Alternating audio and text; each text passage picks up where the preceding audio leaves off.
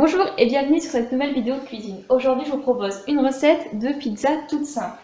Pour cette recette, il vous faut Non più tra i farfalloni amoroso, notte e giorno di torno girano, delle belle turbando al riposo, Narcisetto Adolgino d'amor. Delle belle turbando al riposo, Narcisetto Adolgino d'amor.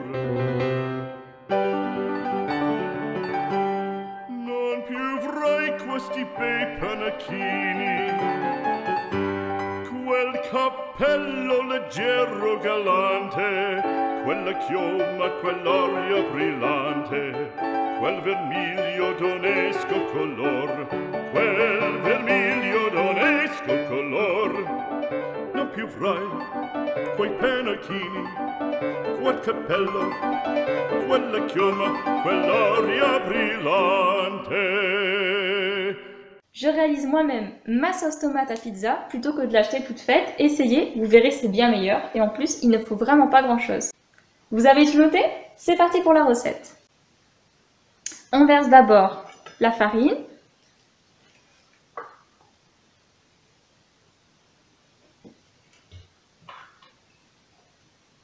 Puis on ajoute l'huile d'olive.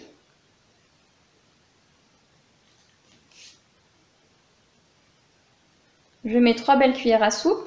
Ça va permettre de donner du goût et de faire vraiment une belle texture.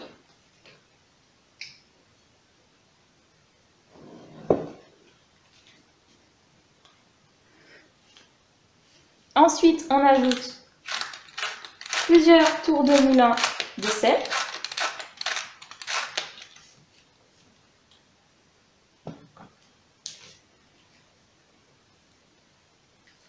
Et on termine par l'eau tiède. Et ensuite, on mélange.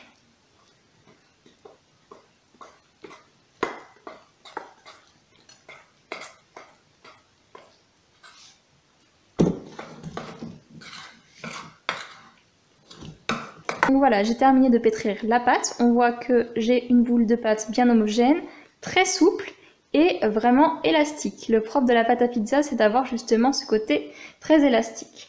Une fois que ma pâte est prête, je passe à la réalisation de la sauce.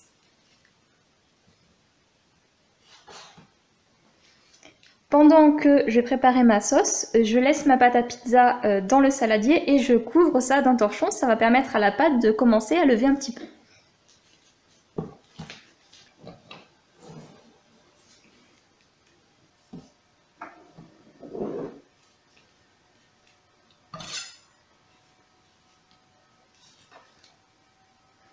Pour la sauce, on commence donc par éplucher et émincer finement l'oignon.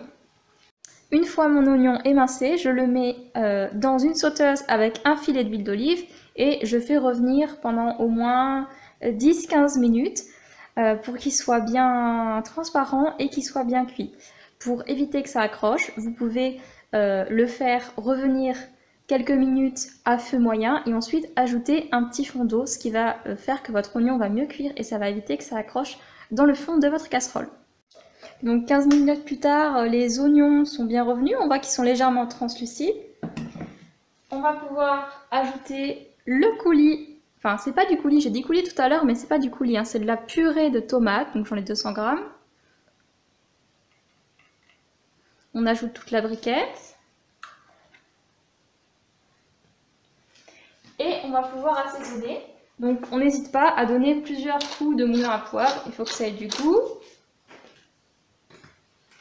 Plusieurs coups de moulin à sel. Attention sur le sel, si vous avez prévu de faire une garniture de pizza salée comme avec du jambon cru ou du roquefort par exemple, mettez un petit peu moins de sel, sinon vous pouvez y aller.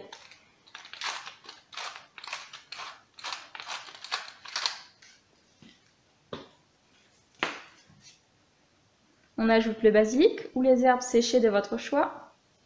Et une fois qu'on a tout versé dans la sauteuse, on fait mijoter la sauce pendant au moins 10-15 minutes à feu doux.